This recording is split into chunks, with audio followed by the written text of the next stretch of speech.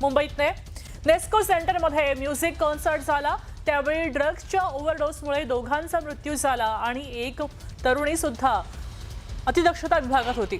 मात्र मुंबईसह देशभरात खळबळ झाली आणि देशाच्या आर्थिक राजधानीमध्ये ड्रग्स आणि मृत्यूचा खेळ सुरू आहे अशी चिंता व्यक्त केली जात होती।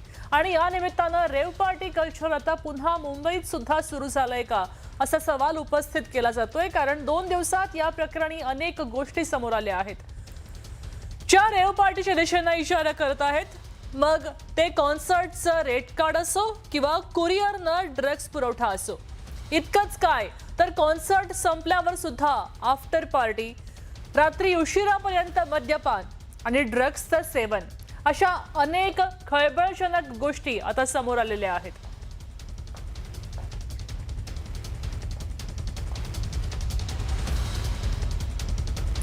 आतापर्यंत कोणकोणत्या गोष्टी समोर आल्या आहेत आपण एक नजर टाकूया। ही जी पार्टी झाली त्यासाठी 1,500 पासून 3 लाखांपर्यंत तिकीट होतं। 1,500 सगळ्यात कमी, म्हणजे सुरुवातीला जे बसणार त्यांचं तिकीट 3 लाखांच्या पार आणि अगदी दूरवरून जे बसणार होते त्यांचं 1.5 लाखांपर्यंत होतं।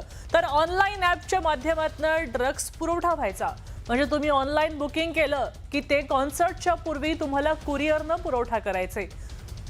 मोबाईल कॅमेऱ्यावर स्टिकर लावले होते, मोबाईलला बंदी होती, तुम्ही आज जाताना तुमच्या कॅमेऱ्यावर स्टिकर लावले जायचे। ते कोणत्या कारणामुळे लावले जायचे, तेव्हा आतमध्ये काही चुकीच्या गोष्टी घडत होत्या का हा सुद्धा प्रश्न उपस्थित केला जातोय। त्याचबरोबर पहाटेपर्यंत मद्य आणि ड्रग्सचं सेवन व्हायचं। खरं तर 12 पर्यंत म्युझिक आणि त्यानंतर 1:30 पर्यंत लिकरसाठी परवाना मिळाला होता, मात्र तरी सुद्धा पहाटेपर्यंत मद्य सेवन होत होतं आणि कार पार्किंग मध्ये सुद्धा आफ्टर पार्टी सुरू होती असे व्हिडिओ समोर आलेले आहेत। रेव नावानं व्हिडिओ पोस्ट केली आहे, काही ठिकाणी इंस्टाग्रामवर व्हिडिओ व्हायरल झालेत आणि त्यांच्या टॅगमध्ये रेव असा टॅग दिलेला आहे। तेव्हा ही रेव पार्टी होती का अशी चर्चा सध्या समाज माध्यमांवर सुरू असल्याचं पाहायला मिळतंय। नेस्को सेंटरच्या नाईट टाइम्स 9 या म्युझिक कॉन्सर्ट दरम्यान ड्रग्सचं सेवन करणाऱ्या तिघांची प्रकृती खालावली आणि त्यामुळे त्यांना हॉस्पिटलमध्ये दाखल केलं गेलं होतं। यातली एक तरुणी आणि तरुणाचा मृत्यू झाला, तर तिसऱ्या मुलीची प्रकृती आता सुधारली आहे। पोलिसांनी तिचा जबाब सुद्धा नोंदवला होता।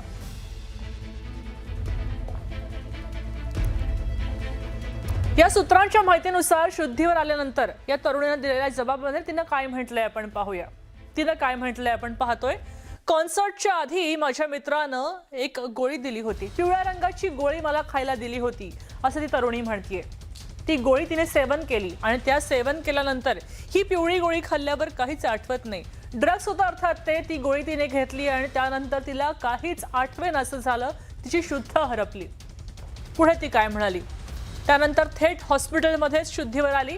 हॉस्पिटलमध्येच आपल्याला कळलं काय झालंय, तोपर्यंत जे काय झालं आहे ते आपल्याला कळत नाहीये। दरम्यान या 2 तरुणांचा मृत्यू कसा काय झाला, त्या दिवशी आपण नेमकं काय झालं ते पाहूया। ग्रुपमधल्या काही जणांकडनं कॉन्सर्ट पूर्वी सुद्धा ड्रग्स सेवन झालं होतं। कॉन्सर्ट सुरू व्हायच्या आधीच ड्रग्स घेऊन काही मुलं आले होती, तेव्हा सुरक्षेवर प्रश्न तयार होतोय। काही जण पूर्वीपासून ड्रग्स घेत होते, म्हणजे हे सगळे ड्रगिस्ट होते, ड्रग्स घ्यायची ह्यांना सवय होती, हे सुद्धा आता उघड झालेलं आहे। त्याचबरोबर आपण पाहू शकतो की कॉन्सर्टला जाण्यापूर्वीच दोघांनी जे मृत झालेले आहेत त्यांनी MDMA या ड्रग्सची एक गोळी घेतली होती। कॉन्सर्टमध्ये असताना एक गोळी घेतली असं कळतंय, त्यांनी एकूण 2 गोळ्या घेतल्या होत्या, मात्र कॉन्सर्टला पोहोचण्यापूर्वीच त्यांनी एक गोळी घेतली होती। कॉन्सर्टला पोहोचल्यानंतर आणखी एक गोळी त्यांनी खाल्ली आणि त्याच्यामुळे या MDMA ड्रग्सचा त्यांना ओव्हरडोस झाला आणि अनेक प्रक्रिया झाल्या आणि त्यानंतर त्यांना श्वास घ्यायला त्रास झाला। कॉन्सर्ट सुरू असतानाच चक्कर येऊन ते कोसळले आणि तातडीने रुग्णालयामध्ये हलवलं गेलं, मात्र तोपर्यंत ते मृत झाले होते।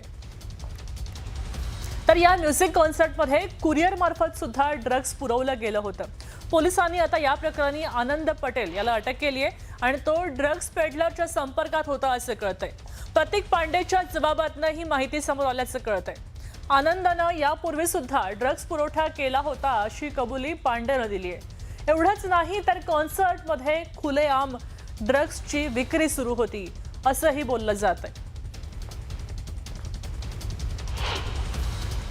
त्यांचे बाप मोठे आहेत, त्यांच्या बापांना पण उचला, त्यांच्या बापांचे कॉन्टॅक्ट काढा आता तो पांडे नंतर तो गुडघ्यावर कोणाला बसवलेलं काय ह्यांना ती आता आदत पडली आहे गुडघ्यावर आणायची.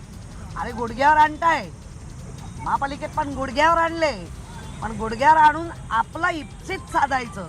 मग ते गुडघ्यावर बसलेले यांचे बाप कोण आहेत ते आले पाहिजे. राजकीय हितसंबंधापेक्षा 15 मिनिटावरती पोलीस स्टेशन आहे, इव्हेंट चालतो, 5-10 हजार 25,000 माणसं रोज येतात. पोलिसांना गुप्तहेर खातं करतं काय? आणि दुसरं असं आहे की ज्या मालकाने ही परवानगी दिली, जो नेस्केची कंपनी चालवतो, त्याची जबाबदारी नाही आहे. या सगळ्या परिसरामध्ये हॉटेल रात्रभर चालतात, लोक रात्रभर ये जा करत असतात. पोलिसांना कल्पना नाही आहे. जे लोणावळ्याला सुरू होतं, जे इतर ठिकाणी सुरू असतं, ते आता नेस्कोमध्ये सुरू होतं. ते सुरुवात केली होती, ती मुंबई शहरात सुरुवात झाली आहे. ही कायदा व्यवस्था ही राज्याची. ड्रग्ज मुक्त महाराष्ट्र हाच तर आमच्या देवेंद्र फडणवीसजींचं उद्दिष्ट आहे. मुख्यमंत्री म्हणून त्यांच्या कारकिर्दीमध्ये जिथे जिथे ड्रग्ज विकणारे हे सगळे जिहादी आहेत, त्या सगळ्या लोकांना बिळातून बाहेर काढून आमच्याच देवाभाऊचं हे सरकार त्यांना जेरीस आणतंय. म्हणजे तुम्ही कितीही आंदोलन करा, काही करा, ड्रग्सच्या बाबतीमध्ये राजकारण नाही.